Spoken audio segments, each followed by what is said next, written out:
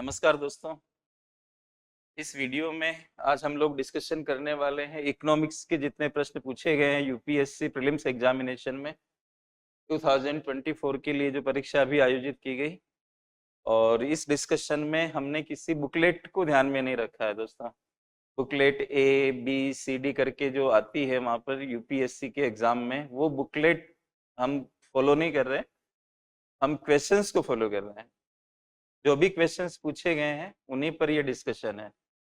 तो one by one करके हम लोग इस डिस्कशन को कंडक्ट कर रहे हैं। एक एक सवाल को हम लेंगे और कोशिश करेंगे कि उनका क्या उत्तर होना चाहिए, क्या बेटर उनका आंसर हो, इस चीज को हम देखेंगे। प्लस जहाँ एक्सप्लेनेशन की आवश्यकता है उसके ऊपर भी हम बातचीत करेंगे।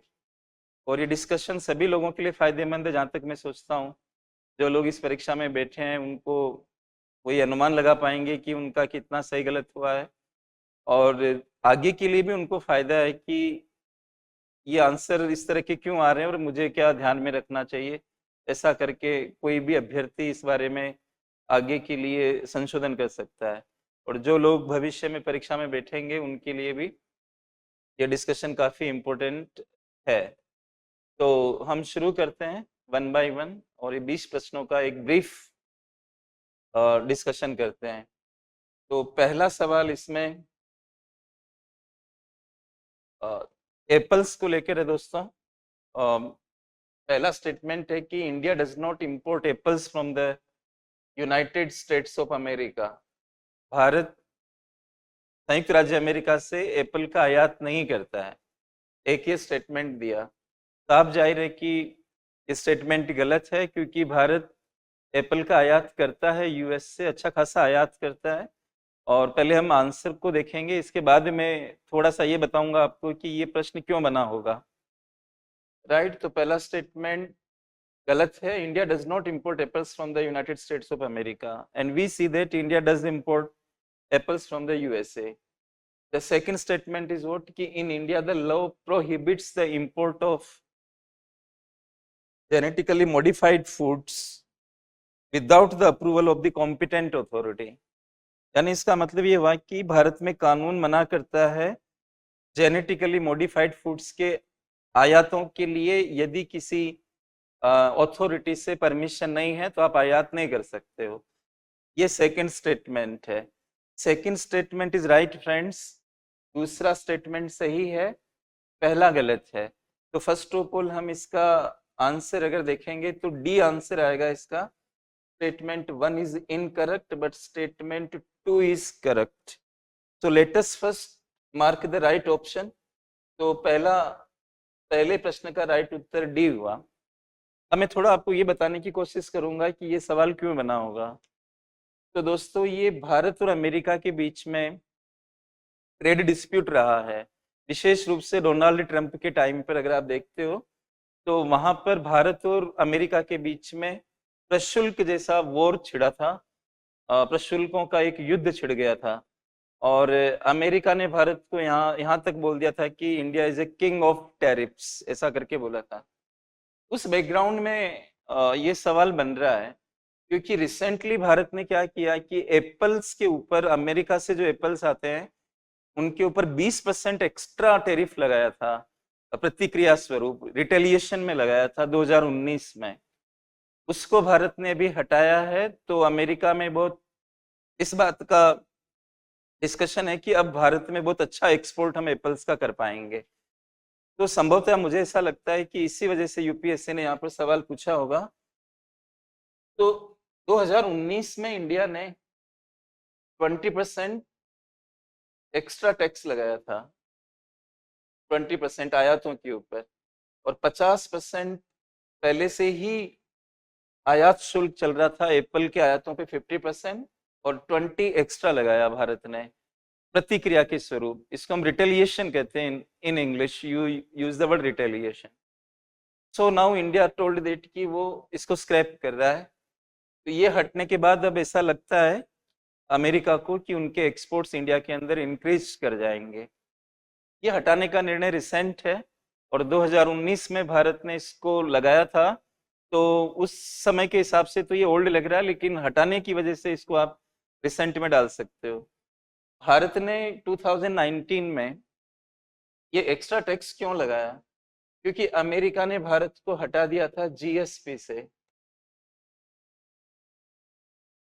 जनरलाइज्ड सिस्टम ऑफ प्रेफरेंसेस, एक सिस्टम है डेवलप्ड कंट्रीज का।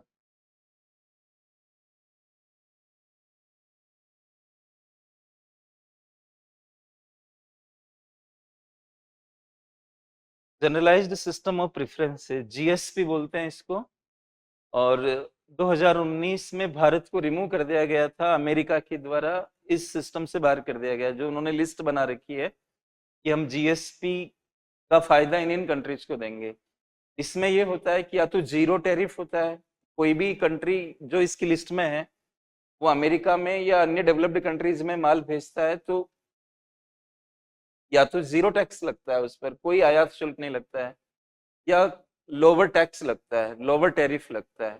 तो इंडिया को अमेरिका ने इस सिस्टम से बाहर कर दिया, तो भारत ने प्रतिक्रिया स्वरूप ये 20% का एक्स्ट्रा टैक्स एप्पल के आयातों पर लगाया।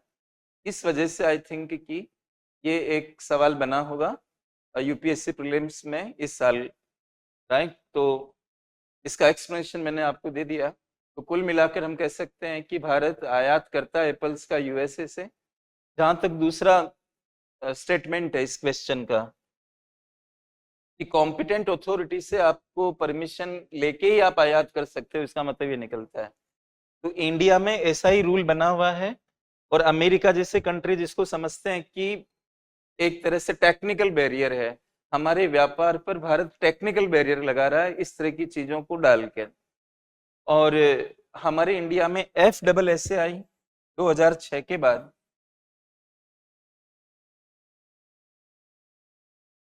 Food safety and standards authority of India, FSSAI, genetically modified foods के लिए कॉम्पिटेंट अथॉरिटी है परमिशन के लिए 2006 से, 2006 से। क्योंकि 2006 में FSSA food safety and standards act पास हुआ था 2006 से, तो 2006 से इसको पावर है। इससे पहले genetic engineering appraisal committee, genetic engineering appraisal committee competent authority थी, उसकी जगह FSSAI कॉम्पिटेंट अथॉरिटी हो गई है। तो दोस्तों स्टेटमेंट सेकंड करेक्ट है और स्टेटमेंट 1 इनकरेक्ट है। इस प्रकार से इसका उत्तर जो हमने आइडेंटिफाई किया वो डी आइडेंटिफाई किया। Right friends, let us move for next question. दूसरा क्वेश्चन आप उठाते हो वेनेजुएला के बारे में है। Consider the following statements. Right, पहला स्टेटमेंट जो इन्होंने लिखा है वो मैं रीड कर रहा हूं। Recently, Venezuela has achieved a rapid recovery from its economic crisis and succeeded in preventing its people from fleeing or immigrating to other countries. इसका हिंदी रूपांतरण इस तरह से है दोस्तों कि हाल ही में वेनेजुएला ने रैपिड रिकवरी करी है इकोनॉमिक क्राइसिस से, आर्थिक संकट से रैपिडली उभरा है, तेजी से उभरा है, और वो कामयाब हुआ है अपने लोगों का अन्य कंट्रीज में जो माइग्रेशन होता है उसको रोकने में पूरी तरह से कामयाब हुआ है। ऐसा ही स्टेटमेंट है। दूसरा स्टेटमेंट है कि Venezuela has the world's largest oil reserves. Venezuela में वर्ल्ड के लार्जेस्ट ऑयल रिजर्व है, तेल के भंडार है। स्टेटमेंट सेकंड राइट है, और इसमें ये पार्शियली राइट है, मतलब रिकवरी की है वेनेजुएला ने। 2014 से लेकर 2020-21 तक की पीरियड में वेनेजुएला में बहुत जबरदस्त इकोनॉमिक कॉन्ट्रैक्शन हुआ। एक रिपोर्ट के अनुसार उसकी इकोनॉमी की साइज 4/5 4/5 से रिड्यूस हो गई। इतना कॉन्ट्रैक्शन उसमें रहा है। हाइपर इन्फ्लेशन वेनेजुएला में रहा है, फूड शॉर्टेज वेनेजुएला में रही है। बोलीवर नाम से वहां की मुद्रा चलती है, उसमें ट्रस्ट लोगों का खत्म हो गया बहुत ज्यादा इन्फ्लेशन की वजह से। 2018 में 63,000% इन्फ्लेशन कैलकुलेट हुआ था वेनेजुएला में। तो जबरदस्त इकोनॉमिक प्रॉब्लम में वेनेजुएला था, और वहां से कई लोग माइग्रेट कर रहे थे लैटिन अमेरिकन कंट्रीज में, आसपास के कंट्रीज में बड़ी मात्रा में माइग्रेशन हुआ, क्योंकि फूड की प्रॉब्लम, एम्प्लॉयमेंट की प्रॉब्लम, इकोनॉमी में हर तरह की समस्याएं वहां पर थी, तो लोग वहां से निकलने लगे। लेकिन अब रिसेंटली 5% ग्रोथ रेट 2023 के लिए वेनेजुएला में अनुमानित की गई है 5%, और आगे के लिए 8%, ऐसा कुछ। तो अब रिकवर कर रहा है वेनेजुएला, लेकिन वो रिकवरी इतनी सफिशिएंट नहीं है अभी कि ये रैपिड माइग्रेशन को कंप्लीटली रोक सके। तो इस स्टेटमेंट को हम पूरी तरह से राइट नहीं मान सकते। तो statement 1 can be taken as a wrong statement here, and statement second is correct statement. So Venezuela is the world's largest oil reserve. Again, let us find out which is the right, option here. So statement 1 is incorrect. This is incorrect, but statement second is correct. So again, its right answer is D. Right? तो ये Venezuela के बारे में उन्होंने पूछा। इसके बाद अगर हम अगले प्रश्न पे जाते हैं, with reference to the Digital India Land Records Modernization Program, consider the following statements. India में आपको पता होगा कि जो लैंड रिकॉर्ड्स हैं, किसान जो अपनी जमीन रखते हैं, जो भी भूस्वामी होते हैं, लैंड ओनर्स, फार्मर्स, इनके लैंड रिकॉर्ड्स का इश्यू है। 2008 से ही हमारे इंडिया के अंदर लैंड रिकॉर्ड्स के कंप्यूटराइजेशन का प्रोग्राम हम चला रहे हैं। उसी को चेंज करके 2016 में कुछ बदलाव किए गए, और अब इस नाम से इस कार्यक्रम को चलाया जा रहा है, digital India land records modernization program. Right, इसके बारे में 3 स्टेटमेंट है। ये 100% सेंट्रल गवर्नमेंट इसकी फंडिंग करती है। To implement the scheme the central government provides 100% funding. ये बिल्कुल राइट बात है। सारा पैसा जो भी खर्चा होता है सेंट्रल गवर्नमेंट देती है। Under the scheme cadastral maps are digitized. जो लैंड ओनर्स की जो ओनरशिप है उससे रिलेटेड जो मैप्स हैं उनको डिजिटाइज किया जाता है। ये मेन चीज है, ये उसकी राइट है, ये मतलब स्टेटमेंट भी। An initiative has been undertaken to transliterate the records of rights from the local language to any of the languages recognized by the Constitution of India. तो जो भी लैंड रिकॉर्ड्स हैं उनको लोकल लैंग्वेज से किसी भी language के अंदर ट्रांसलिटरेट कर सकते हो रिकॉर्ड्स ऑफ राइट्स को from local language to any of the languages recorded recognized by the constitution of India. तो ऐसा फैसिलिटी इसमें शुरू कर दी गई है। तीनों स्टेटमेंट्स इसके राइट हैं। Which of the statements given above are correct? So all 3 statements are correct here, friends. So let us go for this option is right option. 1 2 3 तीनों इसमें राइट है दोस्तों। थोड़ा फैक्चुअल टाइप का है ये, इसमें बहुत ज्यादा डिस्कशन का स्कोप नहीं है दोस्तों। इसके बाद एक स्कीम है सोशल वेलफेयर से रिलेटेड, ये भी फैक्चुअल टाइप की है, और ये प्रधानमंत्री सुरक्षित मातृत्व अभियान के बारे में है। प्रधानमंत्री सुरक्षित मातृत्व अभियान, ये बेसिकली बच्चा पैदा होने से पहले, उसको हम कहते हैं प्री नेटल केयर, बच्चा पैदा होने से पहले की केयर पर बेस्ड ये स्कीम है। और इसके अंदर स्टेटमेंट फर्स्ट गलत हो जाता है, क्योंकि इसमें 6 months post delivery health care भी लिखा हुआ है। Post delivery health care service इसके अंदर नहीं होती है। प्री एंटीनेटल बोलो आप या प्री नेटल बोलो आप, एक ही बात है। This scheme guarantees a minimum package of antenatal care services to woman in their 2nd and 3rd trimesters. Trimester का मतलब होता है 3-3 महीने का। तो 3 ट्राइमेस्टर्स होंगे प्रेगनेंसी के अंदर, क्योंकि 9 महीने की प्रेगनेंसी होती है। तो 2nd और 3rd ट्राइमेस्टर के अंदर एंटीनेटल केयर सर्विस की बात इस स्कीम के अंदर है, वो बिल्कुल सही बात है। But post delivery 6 month health care service इसमें नहीं है। Statement 1 can not be taken as completely true. तो यहाँ हमें कोई ऐसा ऑप्शन होता नहीं कि हम पार्शियल ट्रू के लिए कुछ कर सकें। तो स्टेटमेंट 1 पूरी तरह से गलत है एक तरह से। दूसरा, under this scheme private sector health care providers of certain specialities can volunteer to provide services at nearby government health facilities. Hindi रूपांतरण इसका इस तरह से कर सकते हैं कि इस योजना के अंदर प्राइवेट सेक्टर के जो हेल्थ केयर्स हैं वो अपनी इच्छा से आसपास के गवर्नमेंट हेल्थ फैसिलिटीज के आसपास में अपनी इच्छा से सर्विसेज दे सकते हैं, वॉलंटियर कर सकते हैं अपनी इच्छा से।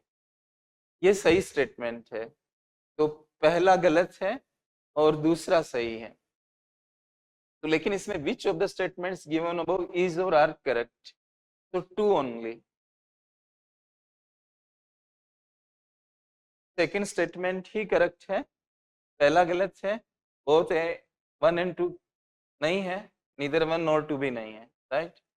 ये फैक्चुअल है। स्कीम अगर आपको आती है तो आप इसको कर सकते हो, स्कीम के बारे में नहीं पढ़ा है तो नहीं हो पाएगा।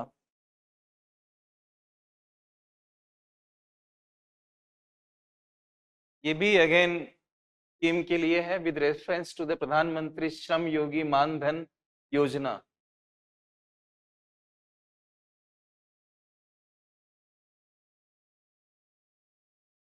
Consider the following statements. 3-4 statement दिए हैं इसमें। Entry age group for enrollment in the scheme is 21 to 40 years। ये स्टेटमेंट सही नहीं है। बाकी age specific contribution shall be made by the beneficiary. कोई भी लाभार्थी है वो अपनी उम्र क्या है, इस स्कीम को ज्वाइन करते समय उसकी एज क्या है, उसके अनुसार उसको इसमें पैसा देना है एक तरह का। तो ये बात सही है कि एज स्पेसिफिक कंट्रीब्यूशन, कोई कम एज का है तो उसको कम कंट्रीब्यूशन, ज्यादा एज का है तो ज्यादा कंट्रीब्यूशन। ये स्टेटमेंट राइट है। Each subscriber under the scheme shall receive a minimum pension of ₹3,000 per month after attaining the age of 60 years। जो भी सब्सक्राइबर है, जो भी स्कीम में योगदान करेगा, उसको 3,000 रुपये पर मंथ पेंशन जैसा मिलेगा 60 साल के बाद। ये बिल्कुल सही है। और family pension is applicable to the spouse. Spouse का मतलब जो सब्सक्राइबर है, अगर पति है तो पत्नी को स्पाउज कहेंगे, पत्नी है तो पति को स्पाउज कहेंगे। तो family pension is applicable to the spouse and unmarried daughters. Unmarried daughters को ये फायदा नहीं मिलेगा, फैमिली पेंशन स्पाउज को मिलेगी, राइट। अगर संबंधित व्यक्ति नहीं है तो स्पाउज को मिलेगी, डॉटर्स को नहीं मिलेगी। तो फोर्थ स्टेटमेंट गलत हो जाता है, फर्स्ट भी गलत हो जाता है, 2 और 3। तो it's right option is B.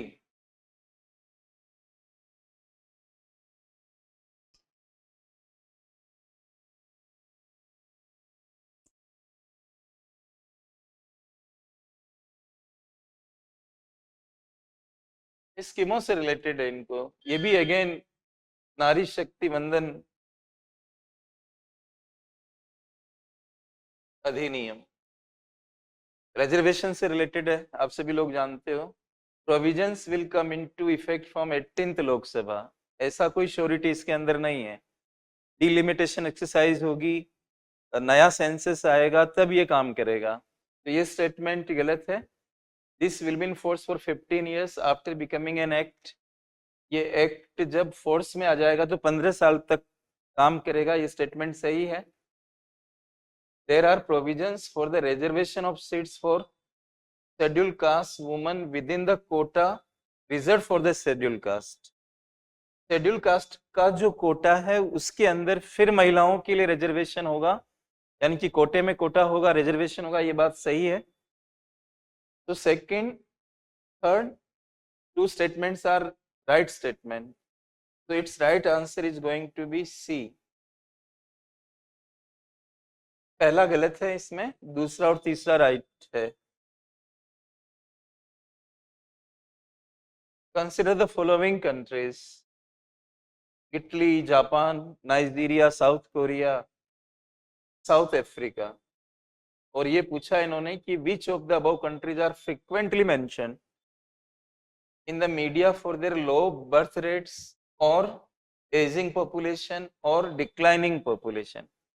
3 चीजें मिला दी इन्होंने। मीडिया के अंदर ये जो कंट्रीज हैं लो बर्थ रेट को लेकर या फिर बूढ़ी जनसंख्या को लेकर या कम होती हुई जनसंख्या को लेकर मीडिया इन कंट्रीज में किसकी आमतौर पे चर्चा करता है? आपको पता है कि इटली और जापान तो इस मामले में टॉप पर ही आते हैं। आप थोड़ा माइंड यहाँ पे अप्लाई कर सकते हो।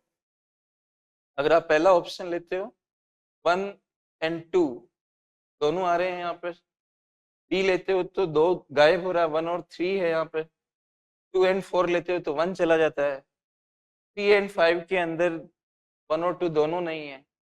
तो इसमें टॉप जो विकल्प होगा इटली, जापान और South Korea.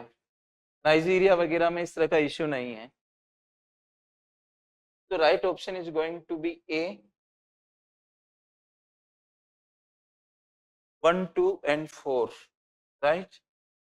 So Italy, Japan and South Korea, right? They are having these problems out of the countries given here. Now this is very important question. US economy को लेकर पूछा गया है। निम्न कथनों का अध्ययन कीजिए। Consider the following statements. पहला स्टेटमेंट है कि if the United States of America were to default on its debt, अगर अमेरिका अपने ऋणों पर डिफॉल्ट कर जाता है, यानी फेल हो जाता है, ऋण चुकाने में फेल हो जाता है, डेट का मतलब ऋण फेल हो जाता है, तो holders of US treasury bonds, जो अमेरिकन सरकार के ट्रेजरी बॉन्ड को जो होल्ड कर रहे हैं, जिनके पास है, जो धारक हैं, वो will not be able to exercise their claims to receive payment. वो अपने पेमेंट को वापस नहीं ले पाएंगे अगर अमेरिकन सरकार ट्रेजरी बॉन्ड्स पे डिफॉल्ट कर जाती है। भारत में हम लोग गवर्नमेंट बॉन्ड्स बोलते हैं, वो लोग ट्रेजरी बॉन्ड्स बोलते हैं। है गवर्नमेंट बॉन्ड्स ही है, और गवर्नमेंट अगर उस पर डिफॉल्ट कर जाती है, पेमेंट नहीं कर पाती है, तो ये स्टेटमेंट कह रहा है कि लोग उसको क्लेम नहीं कर पाएंगे, मतलब उनको पैसा नहीं मिल पाएगा। ये पहला स्टेटमेंट है। Statement second is the USA government debt is not backed by any hard assets but only by the faith of the government. Second statement कह रहा है कि द यूएसए गवर्नमेंट डेट, जो सरकार का ऋण है अमेरिका का, वो बैक्ड नहीं है बाय एनी हार्ड एसेट्स, यानी कि बॉन्ड्स निकालते हैं, जैसे कंपनियां बॉन्ड्स निकालती है, पीछे कोई ना कोई संपत्ति रखती है, प्रॉपर्टीज वगैरह, कोई भी जिसको हम कोलेट्रल कहते हैं, वो बैक में रहते हैं। अगर कंपनी पेमेंट नहीं कर पा रही है तो वो एसेट्स को बेचा जाता है। कमाल की चीज ये है कि जो गवर्नमेंट अपने बॉन्ड्स निकालती है, उसमें पीछे कोई प्रॉपर्टी, एसेट्स, कोलेट्रल नहीं होता है, केवल सरकार में भरोसा होता है। देखिए, the USA government debt is not backed by any hard assets but only by the faith of the government. तो सरकार में जो विश्वास है, उसी से बैकिंग है उसकी। अब सरकार ही डिफॉल्ट कर जाए, जो हमें वादा कर रही है वो डिफॉल्ट कर जाए, तो आप कैसे क्लेम करोगे? इसका मतलब क्लियर है कि स्टेटमेंट 1 सही है, स्टेटमेंट 2 भी सही है, और स्टेटमेंट 2 इसका सही एक्सप्लेनेशन है। कारण क्या है कि फेथ की वजह से आपका पैसा डूबेगा, पीछे हार्ड एसेट नहीं है कोई भी। इस तरह से आप ऑप्शन ए में जा सकते हो। ऑप्शन ए इसमें राइट है, और दोनों स्टेटमेंट सही है, और सेकंड इसका सही एक्सप्लेनेशन भी है। थोड़ा सा इसमें टाइपिंग एरर हो रखा है, उसको आप अवॉइड करें। और ए का मतलब ये होता है कि दोनों स्टेटमेंट राइट हैं, और सेकंड उसका एक्सप्लेनेशन है। थोड़ा प्रिंटिंग टाइपिंग एरर है इसके अंदर, तो मैं इसका मतलब आपको बोल रहा हूँ। तो statement A, sorry, option A is right. I think ये बात आपको समझ में आई होगी। गवर्नमेंट ऑफ इंडिया हो या कहीं पर भी हो, सरकार कोई भी पैसा उधार लेती है, उसका तरीका होता है, लंबे समय का उधार लेना है तो बॉन्ड निकालेंगे, और कम समय का 1 ईयर के अंदर लेना है तो बिल्स, ट्रेजरी बिल्स निकालेंगे। हमारे यहाँ ट्रेजरी बिल तो हम बोलते हैं, ट्रेजरी बॉन्ड्स नहीं बोलते हैं इंडिया में। हम उनको गवर्नमेंट बॉन्ड्स कहते हैं, जी सेक कहते हैं, सोवरन बॉन्ड्स बोलते हैं, इस तरह की लैंग्वेज है। लेकिन हमारे यहाँ भी गवर्नमेंट की एक फेथ होता है सरकार का, और अमेरिका वगैरह में भी इसी तरह से है। तो अगर गवर्नमेंट पे नहीं कर पा रही है तो एसेट्स तो है नहीं पीछे, इसको बेच के आप पेमेंट कर दोगे किसी का। तो दोस्तों ये इस तरह से ये प्रश्न हुआ, बहुत इंपॉर्टेंट है, कॉन्सेप्ट भी इन्वॉल्व है यहाँ पे, करंट भी इन्वॉल्व है यहाँ पे, एक तरह से देखा जाए तो। क्वेश्चन नंबर 9 को हम देखते हैं। दो स्टेटमेंट दे रखे हैं, एक वर्ड इस्तेमाल हुआ syndicated lending, spreads the risk of borrower default across multiple lenders। Syndicated lending में क्या होता है कि एक ग्रुप बना लेते हैं बैंक्स और फाइनेंशियल इंस्टीट्यूट, ग्रुप बना के लेंडिंग करते हैं एक ही कंपनी को, एक को कई लोग मिलके देते हैं, तो इसको हम बोलते हैं सिंडिकेटेड लेंडिंग। पहला जो स्टेटमेंट है वो क्या रीड कर रहा है कि अगर सिंडिकेटेड लेंडिंग आप करते हो और उधार लेने वाला फेल हो जाता है तो कई सारे लेंडर्स के बीच में स्प्रेड हो जाएगा ये बोरोवर डिफॉल्ट। तो ये बात सही है क्योंकि बहुत सारे लेंडर्स हैं और बोरोवर नहीं दे पा रहा है, उधार लेने वाला नहीं दे पा रहा, तो ये खतरा उसमें पैदा होगा। स्टेटमेंट 1 राइट है। दूसरा है the syndicated loan can be a fixed amount, एक फिक्स अमाउंट हो सकती है, उसको लमसम भी बोलते हैं, लेकिन ये क्रेडिट लाइन नहीं हो सकती है, ऐसा लिखा इन्होंने क्रेडिट लाइन। क्रेडिट लाइन का मतलब ये होता है कि बैंक्स पहले से आपको एक अमाउंट प्री सैंक्शन कर देते हैं कि आप इतनी अमाउंट तक ले सकते हो, हमसे निकाल सकते हो, और उसमें ब्याज भी उतनी अमाउंट पे लगता है जितना आप निकालते हो। इसको हम कहते हैं क्रेडिट लाइन। सिंडिकेटेड लेंडिंग ये स्टेटमेंट कह रहा है कि क्रेडिट लाइन के लिए नहीं होती है, या क्रेडिट लाइन में सिंडिकेटेड लेंडिंग नहीं हो सकती है, लेकिन हो सकती है उसमें भी। तो ये स्टेटमेंट गलत हो जाता है और ये व्याख्या वगैरह नहीं है एक दूसरे की, तो आप कह सकते हो कि पहला स्टेटमेंट राइट है और दूसरा स्टेटमेंट रॉन्ग है। इस हिसाब से आप देखते हो statement first is correct but statement second is incorrect, right. तो right option is C, statement 1 is correct and statement second is incorrect, right।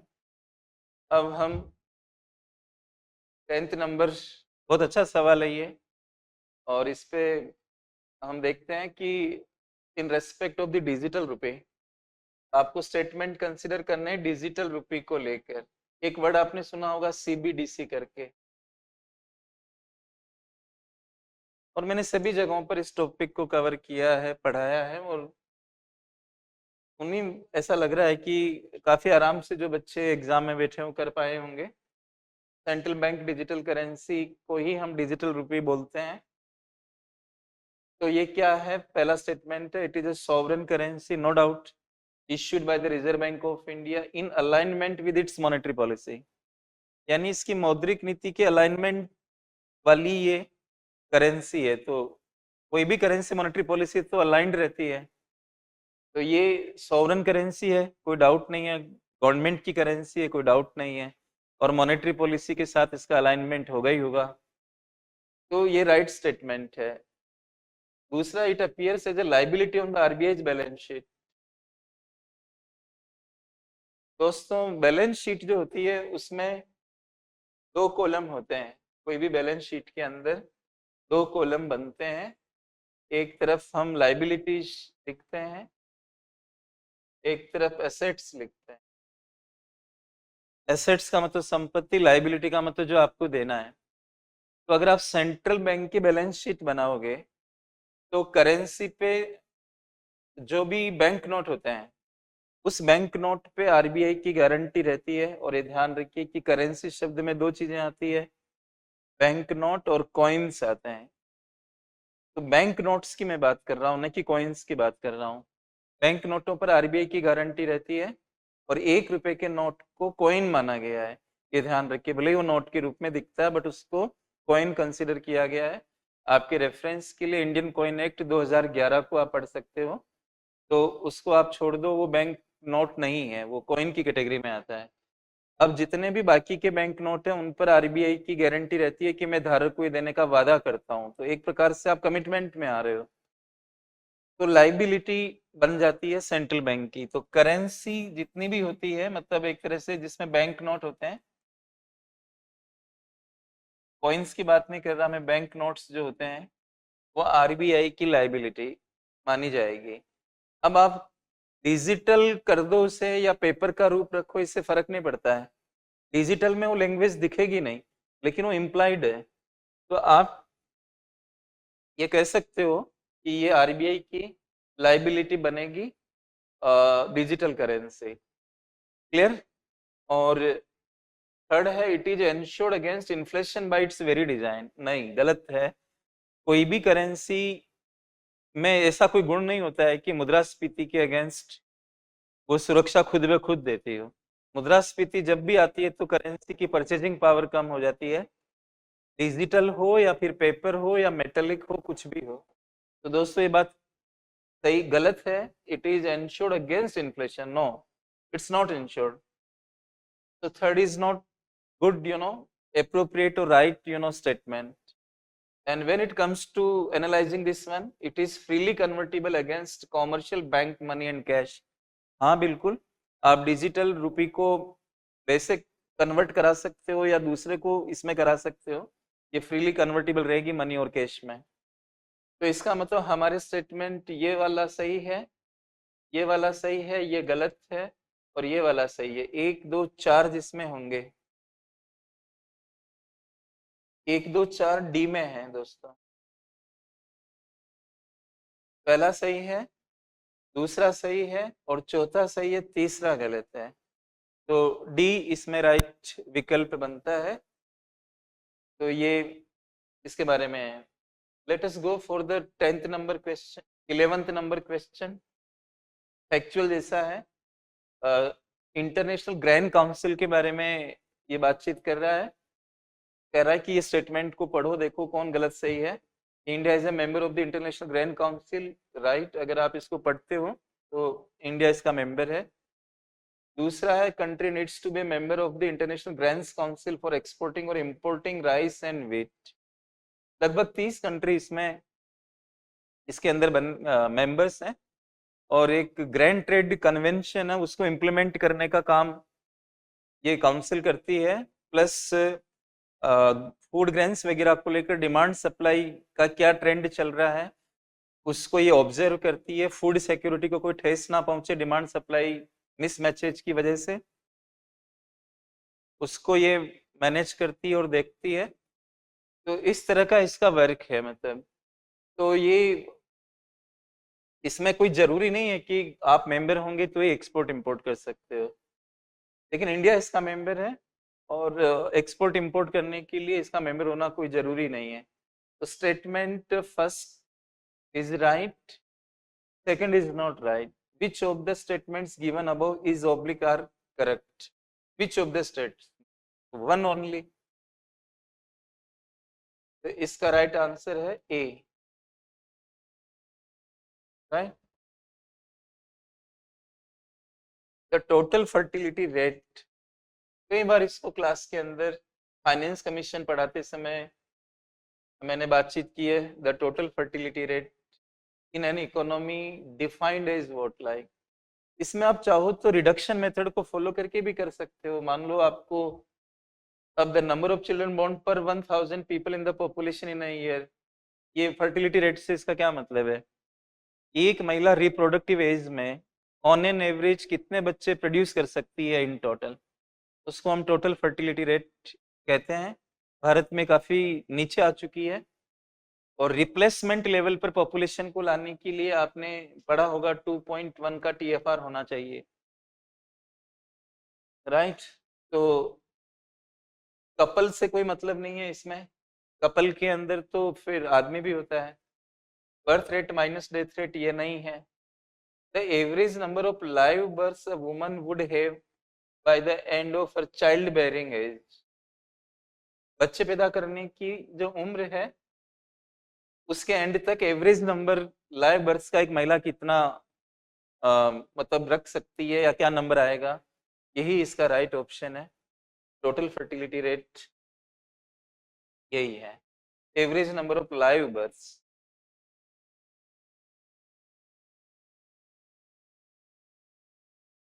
Consider the following statements, in India, non-banking financial companies can access the liquidity adjustment facility window of the Reserve Bank of India.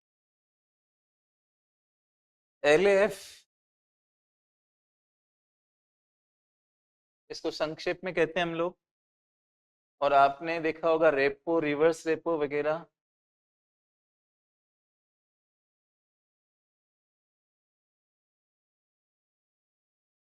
ये सब इसके under में govern होती है। तो आप सवाल ये कि क्या NBFCs, non banking financial companies, इसको अवेल कर सकती है, चाहे वो मार्जिनल स्टैंडिंग फैसिलिटी वगैरह हो, या रिवर्स रेपो रेट हो, या SDF हो, ये सारी चीजों को क्या NBFCs अवेल कर सकते हैं, लिक्विडिटी एडजस्टमेंट फैसिलिटी का पार्ट बन सकते हैं? तो दोस्तों ये नहीं हो सकता है। NBFCs can not directly participate. थोड़ा सा एक प्राइमरी डीलर होता है जो गवर्नमेंट बॉन्ड्स में डील करते हैं, उनको RBI ने अलाउ किया हुआ है, लेकिन वो ज्यादातर बैंक्स होते हैं और बहुत ही एक्सेप्शनल केस है, और ये इन जनरल पूछा हुआ है UPSC ने। Non banking financial companies can access, ये गलत है, इसको हम सही नहीं मान सकते। और सेकंड ऑप्शन, सेकंड स्टेटमेंट देखते हैं, in India foreign institutional investors can hold the government securities, right, वो होल्ड कर सकते हैं। विदेशी संस्थागत निवेशक भारत में GSEC खरीद सकते हैं, कोई प्रॉब्लम नहीं है इसमें, ये राइट ऑप्शन है, स्टेटमेंट है। तीसरा, in India stock exchanges can offer separate trading platforms for debts. Debts का मतलब यहाँ पे ये बॉन्ड्स वगैरह हैं, इनके लिए separate trading platform stock exchange उपलब्ध करा सकते हैं, बिल्कुल करा सकते हैं। अलग सेगमेंट चलते हैं नेशनल स्टॉक एक्सचेंज वगैरह पे, वहां पे बॉन्ड्स वगैरह का अलग सेगमेंट रहता है, उसके ऊपर आप लेन देन कर सकते हो। तो दूसरा और तीसरा राइट है, डी इसमें राइट है। 1 2 3 नहीं हो सकता इसकी वजह से, और 1 और 2 क्योंकि ये गलत मान रहे हैं हम, राइट ऑप्शन बनेगा 2 और 3। फॉरेन इंस्टीट्यूशनल इन्वेस्टर्स इन्वेस्ट कर सकते हैं GSEC में, और स्टॉक एक्सचेंज में एक डिफरेंट सेगमेंट बना के डेट्स का लेन देन बॉन्ड्स के माध्यम वगैरह से ही होता है, तो उस पर लोग बाय सेल कर सकते हैं, अलग ही सेगमेंट बना हुआ हो सकता है, तो ये राइट है। इस तरह से 13 का डी आंसर हुआ।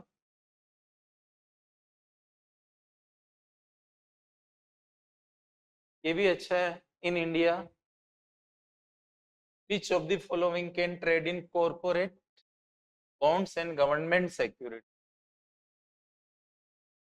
कौन कंपनियों के बॉन्ड्स में और सरकारी प्रतिभूतियों में ट्रेड कर सकता है भारत में? इंश्योरेंस कंपनीज कर सकती है, ये पेंशन फंड है, ये मिसप्रिंट सा हो गया है। इंश्योरेंस कंपनीज कर सकती है, पेंशन फंड कर सकते हैं, और ये भी कर सकते हैं। आपको पता होगा कि रिजर्व बैंक ऑफ इंडिया ने एक, पहले रिटेल इन्वेस्टर्स गवर्नमेंट बॉन्ड्स में डील नहीं कर सकते थे, लेकिन RBI ने एक स्कीम चलाई, रिटेल डायरेक्ट स्कीम।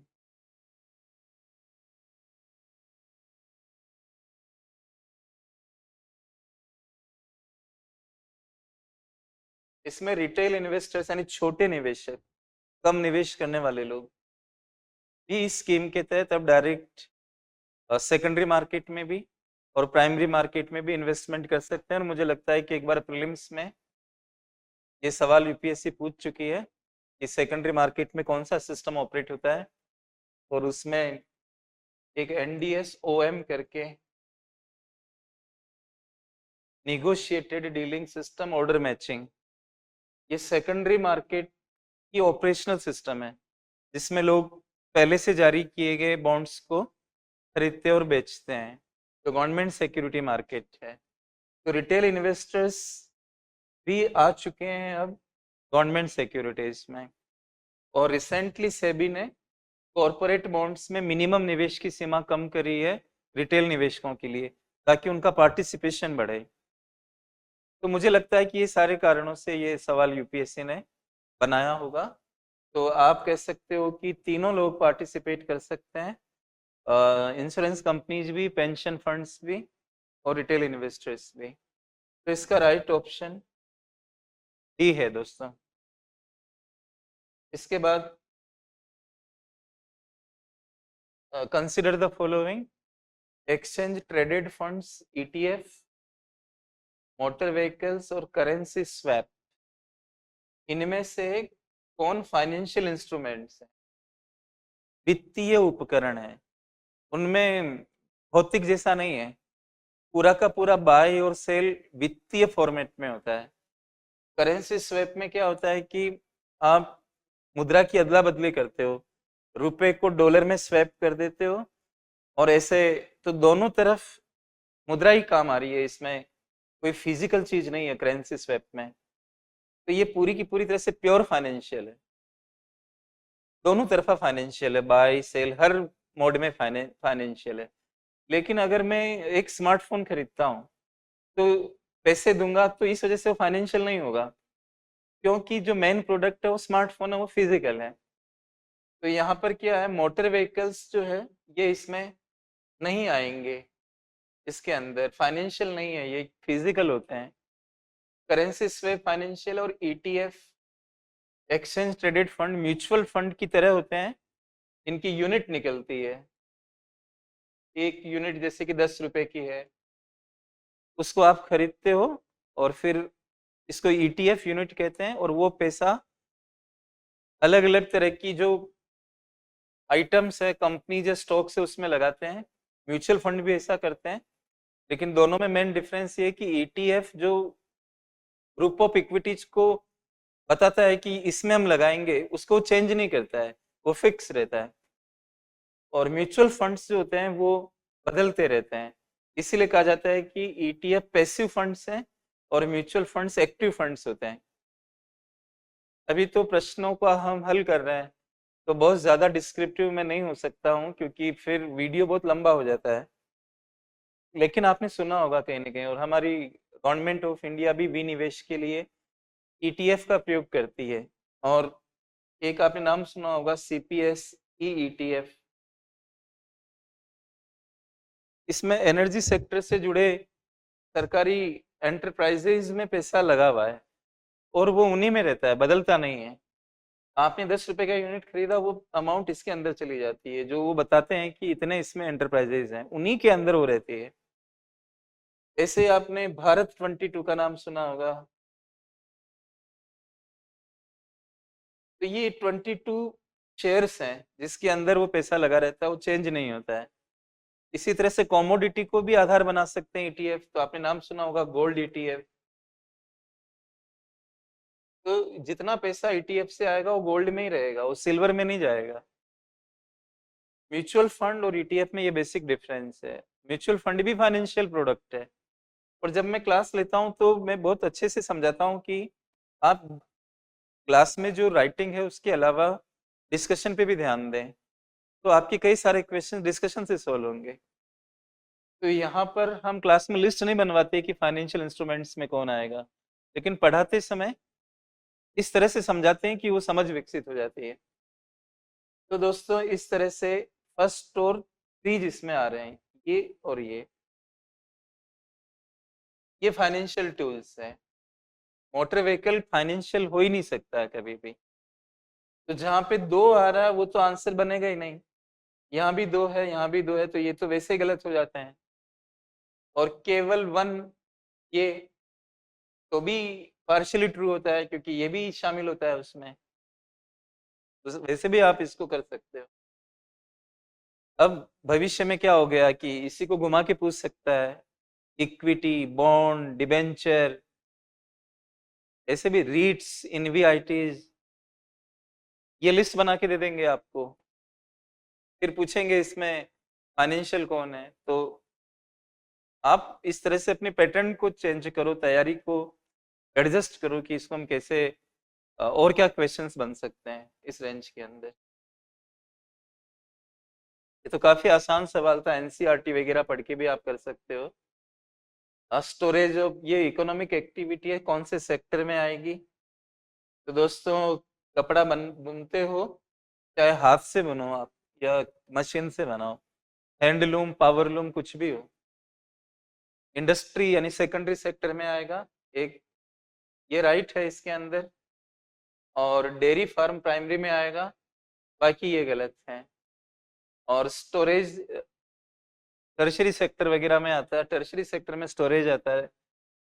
इस तरह से मिनरल एक्सप्लोरेशन टर्शरी में हो ही नहीं सकता है। तो ये पूछ रहा how many of the pairs given above are correctly matched, मतलब कितने पेयर्स सही मैच है। तो 2 सही मैच है, डेयरी फार्म और वीविंग क्लॉथ। तो इसका राइट ऑप्शन बी होगा। इस तरह से आप इसका आंसर कर सकते हो। ये भी बहुत इजी है। कई बार क्लास में बातचीत करते हैं कि कोई भी उत्पादन होता है वो 2 तरह के साधनों से होता है, एक फिक्स टाइप के साधन, एक वेरिएबल टाइप के साधन, यानी बदलने वाले साधन। मशीन फिक्स है, आप उसमें कच्चा माल यूज करोगे, वेरिएबल है, लेबर वेरिएबल है।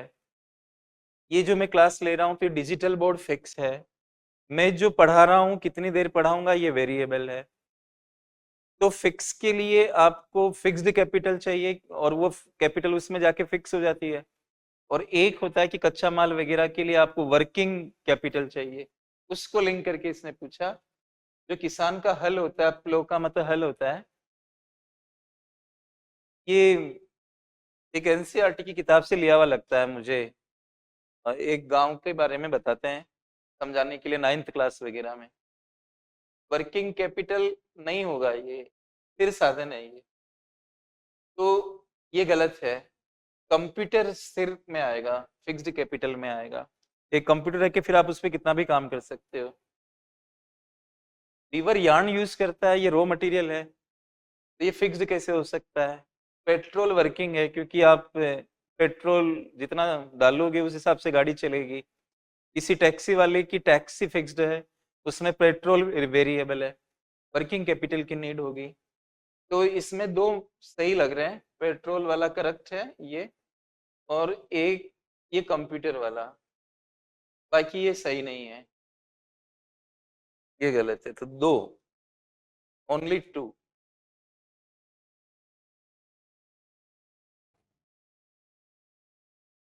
और ये ऊपर पूछ रहा है with reference to physical capital in Indian economy consider the following pairs. भौतिक पूंजी, मानव पूंजी की बात नहीं हो रही है, भौतिक पूंजी की बात हो रही है।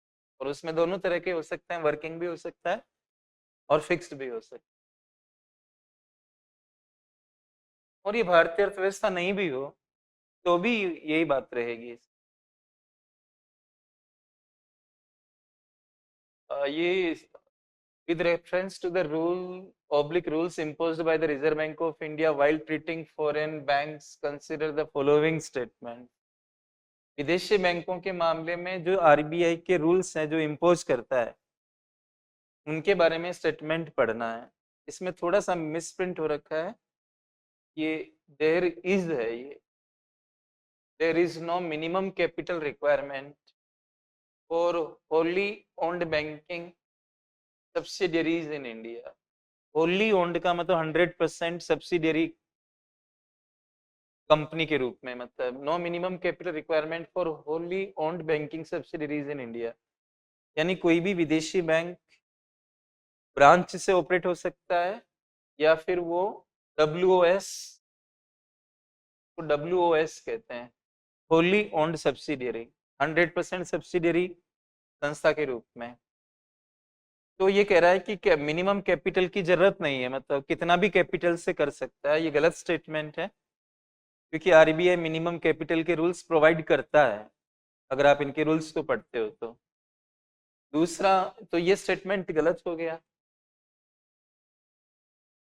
For Holi own banking subsidiaries in India at least 50% of the board members should be Indian national.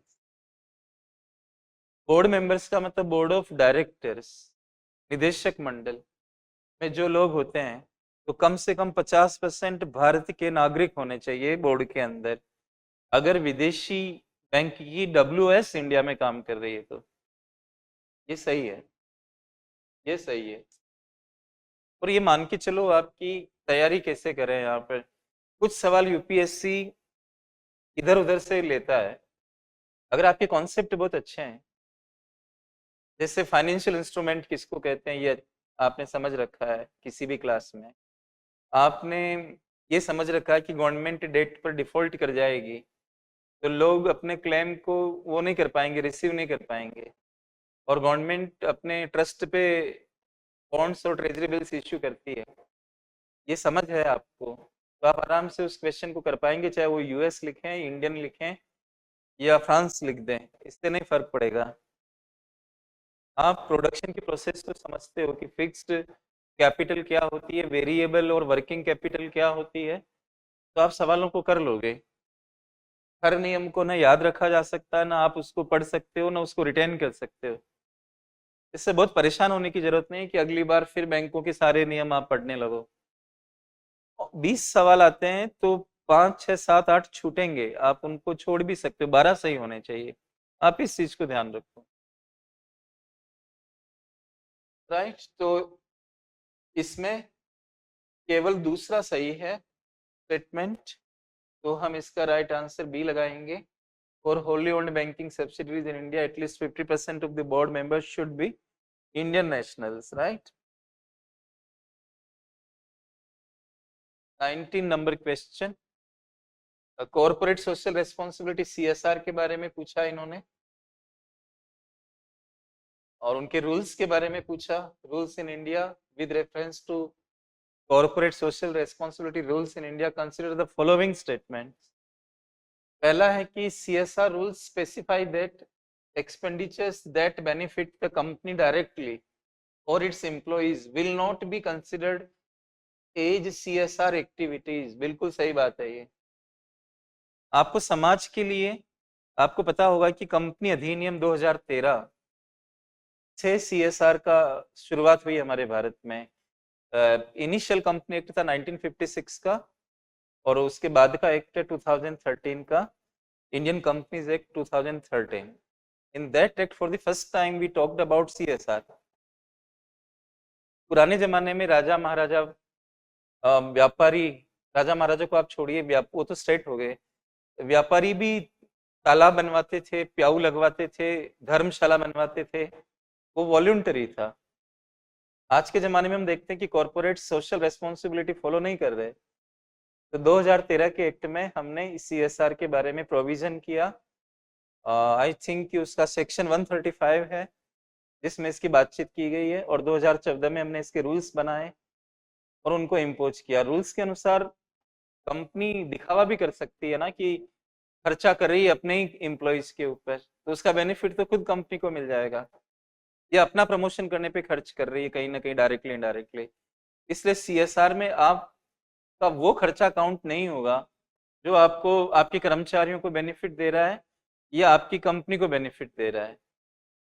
यही बात इसमें लिखी गई है, तो ये साफ साफ मना करता है, तो ये स्टेटमेंट फर्स्ट राइट है।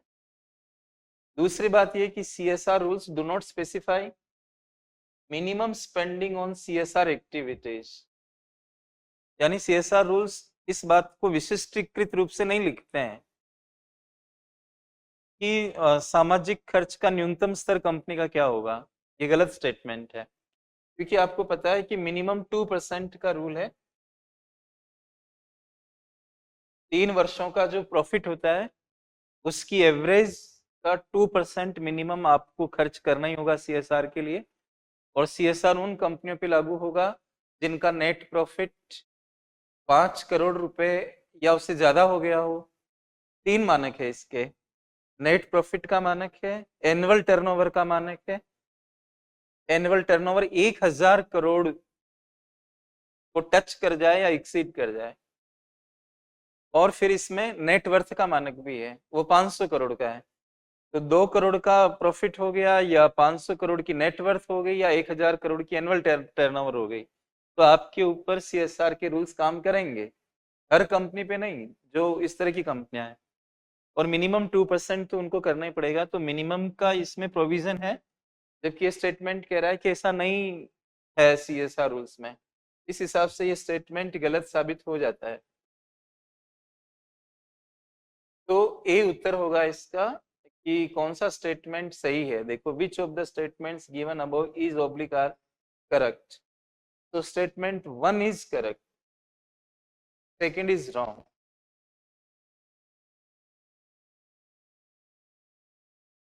And now we are at the last leg of our discussion, and I am going to pick up question number 20. This is again very interesting. With reference to the Indian economy, collateral borrowing and lending obligations, इनको CBLOs कहते हैं। Money market में मैं इनको discuss करता हूँ, notes में भी दिख जाएंगे। CBLOs, collateralized borrowing and lending obligations, इसका राइट उत्तर है मनी मार्केट।